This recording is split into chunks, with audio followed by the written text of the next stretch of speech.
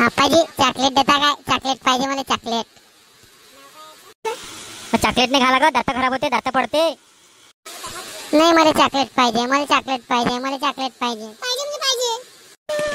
ह्या डबर पोट्या काकाजीला विचार चॉकलेट खाल्ल्याने काय होते तर. हो डबर पोटे काकाजी, चॉकलेट नाही खा लागत काय?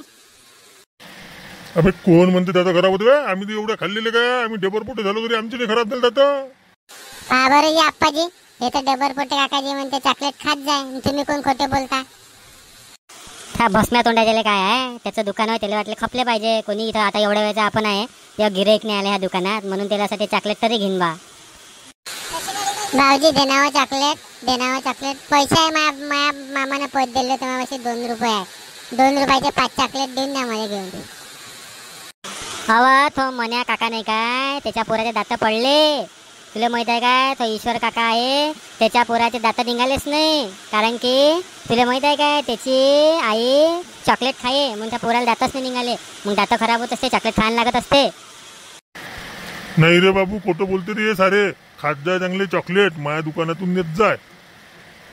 हे पाय इथे डॉक्टर काका आले. हे डॉक्टर काकाला विचार चॉकलेट खा लागते नाही खा लागत का काय होते म्हणून.